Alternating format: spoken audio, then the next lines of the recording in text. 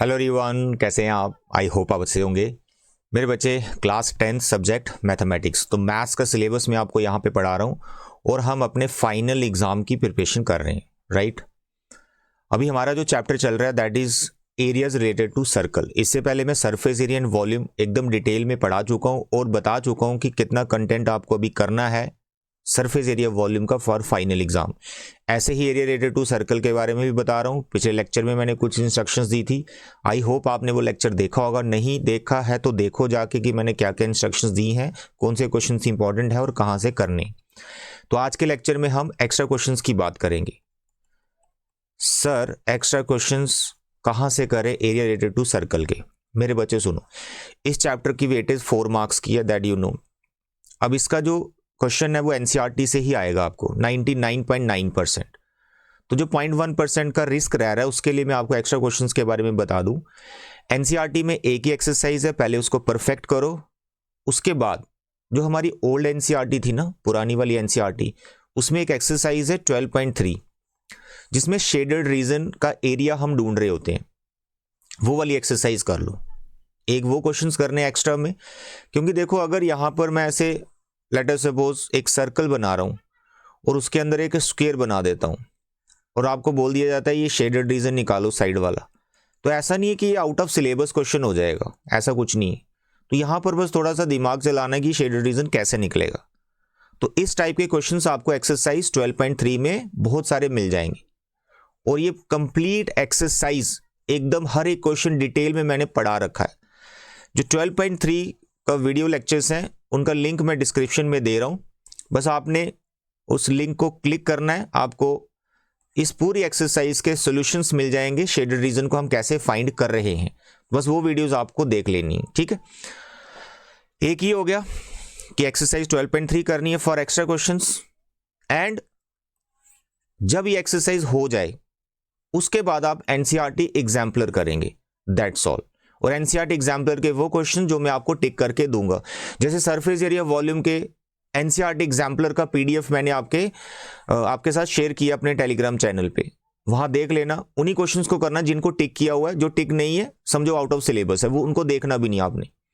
इसी तरह से एरियाज रिलेटेड टू सर्कल जो चैप्टर हमारा चल रहा है, इसका भी एनसीईआरटी एग्जाम्पलर का पीडीएफ आपको मेरे टेलीग्राम चैनल पर मिल जाएगा। और वही क्वेश्चंस करना जो मैंने टिक किए होंगे, या फिर जो क्रॉस किए होंगे उनको मत करना। टिक करने वाले करने हैं, क्रॉस वाले नहीं करने। Is it clear? तो बस दो मैंने यहां पर पॉइंट बताए हैं एक्स्ट्रा क्वेश्चंस के लिए, एक 12.3 और एक एनसीईआरटी एग्जाम्पल। अगर ये दोनों अच्छे से कर लेते हो, ऑफ कोर्स एनसीईआरटी की एक एक्सरसाइज जो है न्यू एनसीईआरटी वो तो करनी है, तो it is more than sufficient for area related to circle. आपके 4 मार्क्स बोर्ड एग्जाम में इसके बन जाएंगे। एक ही क्वेश्चन आना है इसका, 2 आ सकते हैं, कोई एमसीक्यू आ सकता है, तो 4-5 नंबर का ये रहेगा फाइनल एग्जाम में। तो इसलिए जितना बता रहा हूं बस उतना ही परफेक्ट करो, एक्स्ट्रा कुछ भी करने की जरूरत नहीं है, राइट। अब एक्स्ट्रा क्वेश्चन में मैं आपको एक चीज यहां पर बता देता हूं। एक क्वेश्चन मैंने यहां पर सिलेक्ट किया है, दिस इज सर्कल और इसके अंदर एक इक्विलेटरल ट्राइंगल है। तो यहां पर हमें इस सर्कल के बारे में सिर्फ इसका रेडियस गिवन है, दैट इज 32 सेंटीमीटर। और हमको जो फाइंड करना है, इस इक्विलेटरल ट्राइंगल की साइड फाइंड करनी है, साइड ऑफ इक्विलेटरल ट्राइंगल जो सर्कल के अंदर बनाएगी। एक चीज ये फाइंड करनी। सेकेंड, ये जो इक्विलेटरल ट्राइंगल है, अगर आप इसका अल्टीट्यूड बनाते हैं, ये अल्टीट्यूड बनाते हैं, इसकी लेंथ फाइंड करनी है। तो इसका नाम अभी यहां पर एएम है, एएम की लेंथ फाइंड करनी। और साथ में ये साइड में जो शेडेड रीजन है इसको भी आपको फाइंड करना है। शेडेड रीजन तो बहुत इजी, आराम से निकल सकते। तो मैं इस एग्जांपल के हेल्प से आपको ये समझाने की कोशिश कर रहा हूं कि 12.3 में किस टाइप के क्वेश्चंस आपको मिल रहे हैं और उनको आपको कर लेना है। तो ये क्वेश्चन थोड़ा बच्चों को डिफिकल्ट लगता है। मैंने यहाँ पर हमारे प्री बोर्ड हुआ था, ये क्वेश्चन हमने रखा था, तो बच्चों को प्रॉब्लम आई थी साइड ऑफ इक्विलेटरल ट्राइंगल या फिर अल्टीट्यूड की लेंथ हम कैसे निकालेंगे, वो भी यहाँ पे आपका क्लियर हो जाएगा। मेरे बच्चे देखो, सबसे पहले अगर मैं शेडेड रीजन की बात करूं कि शेडेड रीजन का एरिया कैसे निकलेगा, तो आप देखो बच्चे यहाँ पे ये जो शेडेड रीजन है ये किस चीज को रिप्रेजेंट कर रहा है, क्या है ये, सेक्टर है, क्या चीज है ये? तो आप देखें ये सेगमेंट्स है, ये 3 सेगमेंट और तीनों सेम है क्योंकि इक्विलेटरल ट्राइंगल बनाई गई है अंदर। तो इक्विलेटरल ट्राइंगल की सभी साइड्स इक्वल होती हैं, सभी कॉर्ड्स का लेंथ यहाँ पे इक्वल है, तो ये तीनों सेम सेगमेंट्स है। तो आपको सिंपली सेगमेंट का एरिया निकालना है। तो पहला क्वेश्चन में शेडेड एरिया के बारे में ही बता देता हूं। एरिया, शेडेड एरिया क्या होगा, 3 सेगमेंट्स।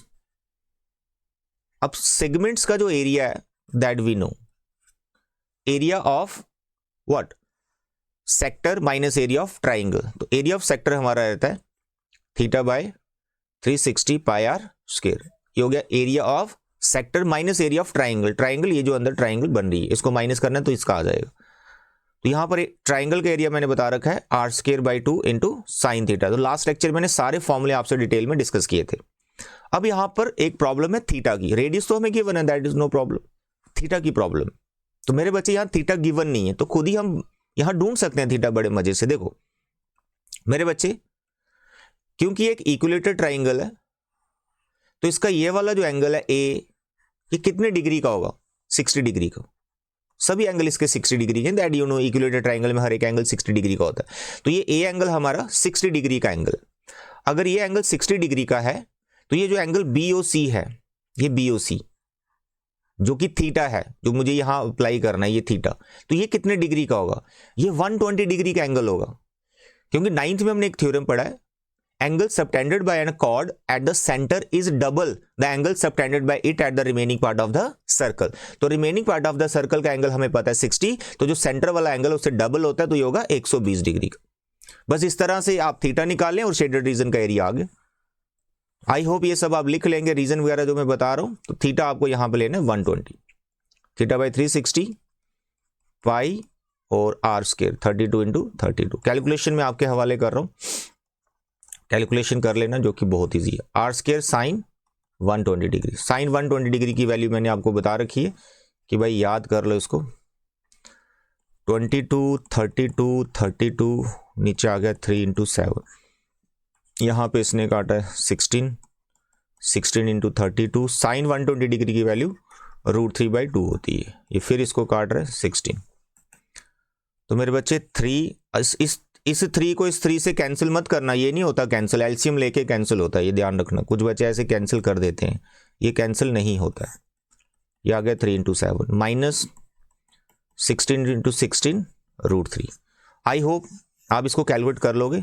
इसको कैलकुलेट करना, इसको कैलकुलेट करना, जो 2 नंबर आएंगे उनको माइनस करना, जो आएगा फिर उससे 3 से इंटू कर देना, तो ये होगा शेडेड रीजन। अब हम बात करेंगे इस इक्विलेटरल ट्राइंगल की साइड को कैसे फाइंड करें, लाइक ये BC कैसे फाइंड करें। मेरे बच्चे, इक्विलेटरल ट्राइंगल की एक प्रॉपर्टी है कि जो AM परपेंडिकुलर बनाया गया है BC के ऊपर, ये जो AM परपेंडिकुलर बनाया गया है BC के ऊपर, ये हमेशा सेंटर से पास करेगा। ठीक है, तो अगर ये सेंटर से पास करेगा और फिर इस ट्राइंगल को 2 कॉन्ग्रेंट ट्राइंगल में ब्रेक कर देता है, आपको दिखाने की जरूरत नहीं है कॉन्ग्रेंट ट्राइंगल है, बट ये दोनों ट्राइंगल्स कॉन्ग्रेंट है। तो अगर ये मैं सेंटर वाला एंगल 120 डिग्री का बता रहा था, तो इसका एक ट्राइंगल देखें, अगर हम BMO मैं अलग से बना देता हूं, ये आपका सर्कल आ गया, इक्विलेटरल ट्राइंगल आ गया।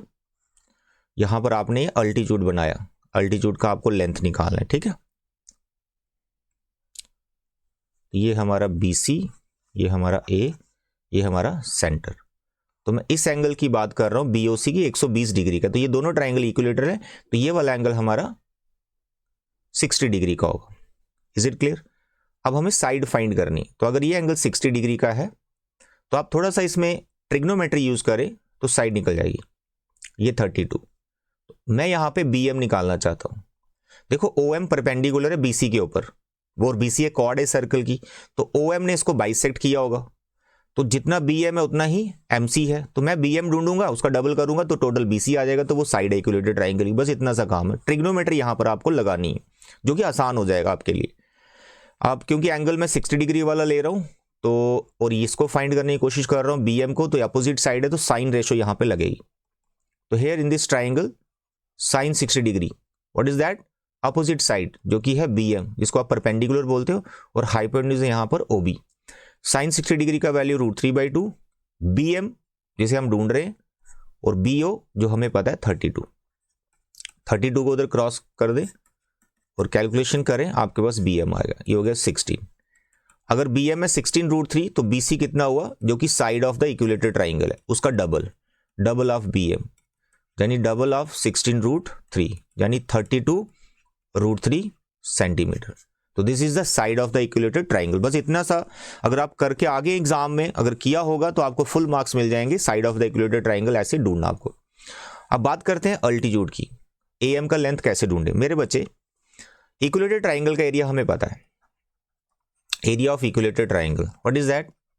√3/4 साइड स्क्वायर। ये होता है इक्विलेटरल ट्राइंगल का फॉर्मूला। और जो ट्राइंगल आपको यहाँ पर ABC दिख रही है उसको हम 1/2 बेस इंटू हाइट का फॉर्मूला भी लगा सकते हैं। तो इसलिए एरिया ऑफ ट्राइंगल में ऐसे लिख रहा हूँ 1/2 बेस इंटू हाइट। बेस इसका BC और हाइट इसका AM है और AM को हमको फाइंड करना है। ऑफकोर्स दोनों एरिया एक ही ट्राइंगल के हैं तो इनको इक्वेट कर सकते हैं। अब यहाँ पर आप वैल्यूज डालो। 1/2 BC जो कि साइड है हमने फाइंड कर ली 32√3, जो कि डायरेक्ट इस साइड से कैंसिल भी हो जाता है बट मैं वैल्यूज डाल के कैंसिल करूंगा। तो ये हो गया √3/4 साइड का वैल्यू अभी अभी हमने फाइंड किया 32√3। तो 32√3 को 2 बार लिखना है क्योंकि उसके ऊपर स्क्वायर है। That's all. ये आ गया 32√3 32√3 कैंसिल हो गया। तो हमें AM ढूंढना है। AM को यहीं रखेंगे। √3/4 32 इंटू 32 इंटू √3। लेफ्ट साइड में ये बचा हुआ है राइट साइड में, तो यहां से हमने क्रॉस कर देना है सिर्फ 2 को दूसरी तरफ। तो ये 2 ने इसको काटा, सर जी 2 इसने इसको काटा 16। तो कुल मिलाकर आपका बन रहा है 16 32 और √3 3। That's all. 16 32 √3 3। बस इसको कैलकुलेट करें, जो भी इसका आएगा answer that is the length of the altitude. That's all. तो ये क्वेश्चन थोड़ा सा था ट्रिकी टाइप, आप समझ सकते हैं, तो इस क्वेश्चन को आप जरूर कर लें। तो इस टाइप के बहुत सारे क्वेश्चन आपको कहां मिल जाएंगे? एक्सरसाइज 12.3 में। इतने डिफिकल्ट नहीं होंगे जितना ये, बहुत इजी क्वेश्चंस हैं वो। एक बार आप उनको ट्राई जरूर करना। आई होप आपको समझ गया एरिया रिलेटेड टू सर्कल में कितना कंटेंट आपको करना है। एनसीईआरटी न्यू वाली उसकी एक एक्सरसाइज करनी है, एक आपको 12.3 करनी है ओल्ड एनसीईआरटी, और एक एनसीईआरटी एग्जाम्पलर का PDF जो मैं आपको टेलीग्राम चैनल पे दूंगा। That's all. तो इसी के साथ हमारा ये चैप्टर कंप्लीट होता है। आप प्लीज प्रैक्टिस करते रहना, चाहे इसको 2 दिन लग जाए, प्रैक्टिस करते रहो। अब नेक्स्ट सीक्वेंस में मेरा कौन सा चैप्टर है वो मैं नेक्स्ट लेक्चर में स्टार्ट करूंगा। तो अभी के लिए इतना बच्चे, thank you, bye bye and take care.